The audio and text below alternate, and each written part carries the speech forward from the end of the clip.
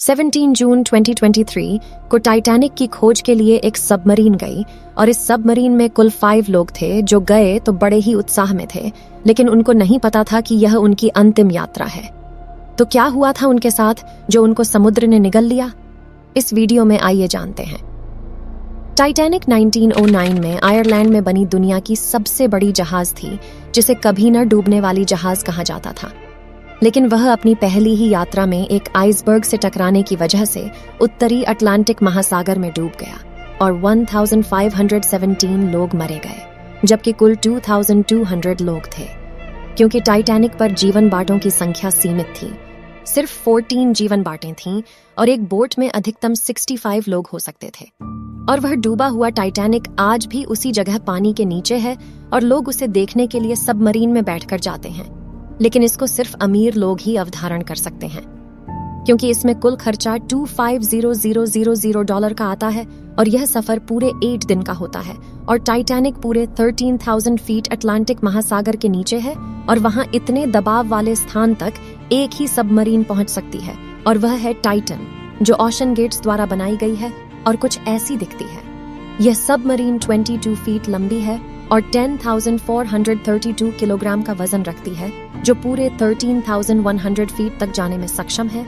और इसमें 5 लोगों की जगह है, एक पायलट के लिए और 4 क्रू मेंबर्स के लिए, और 5 लोगों के जीवित रहने के लिए 96 घंटे यानी कि 4 दिन का आपातकालीन ऑक्सीजन की क्षमता रखता है। टाइटैनिक की खोज में 5 लोगों के क्रू ने टाइटन सबमरीन में बैठकर टाइटैनिक देखने का प्लान बनाया, जिसमें शामिल थे ओशन गेट के मुख्य कार्यकारी अधिकारी स्टॉकटनश, यूके के व्यापारी हैमिश हार्डिंग, पूर्व फ्रांसीसी नौसेना अधिकारी और टाइटैनिक विशेषज्ञ पॉल हेनरी नार्जोलेट, एक पाकिस्तान के प्रमुख परिवारों में से एक के सदस्य शाहजादा दाऊद और दाऊद के बेटे सुलेमान दाऊद।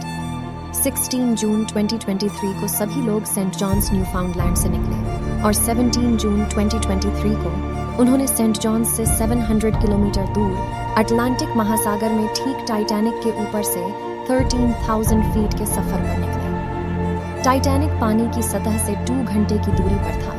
पहले 1 घंटे तक उन्होंने आराम से सफर किया, लेकिन 1 घंटे के बाद अचानक संचार खो गया और वह लोकेशन से भटक गए।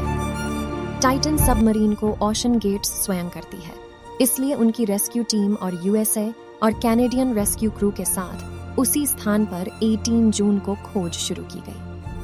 टाइटैनिक सेंट जॉन्स न्यूफाउंडलैंड के 700 किलोमीटर दक्षिण में है, लेकिन रेस्क्यू ऑपरेशन बोस्टन मैसाचुसेट्स से संचालित किया गया था, जिसमें 2 हवाई जहाज, एक सबमरीन और सोनार बुआइज भी शामिल थे। ये रेस्क्यू ऑपरेशन पूरे 3 दिनों तक चला और 21 जून को उन 5 लोगों को मृत घोषित कर दिया गया, क्योंकि उनके सबमरीन में 96 घंटे यानी 4 दिन की ही ऑक्सीजन बची थी। लेकिन इस हिसाब से तो उसने 22 जून को मरना चाहिए था, तो 21 जून को कैसे मर गए?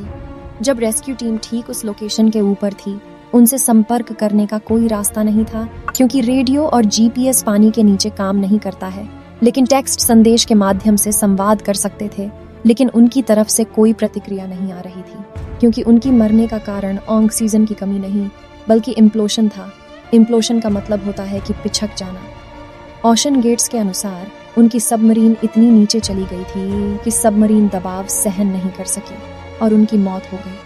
लेकिन अगर इम्प्लोशन न होता तो भी उनकी मरने की स्थिति थी, क्योंकि 1 दिन बाद ऑक्सीजन खत्म होने ही वाला था और दाम घुटने से वह मर जाते। बल्कि अगर वह किसी तरह अपनी सबमरीन को सरफेस तक भी ले आते तो भी वह बाहर नहीं आ सकते थे, क्योंकि टाइटन को बाहर से बोल्ट सील किया गया था।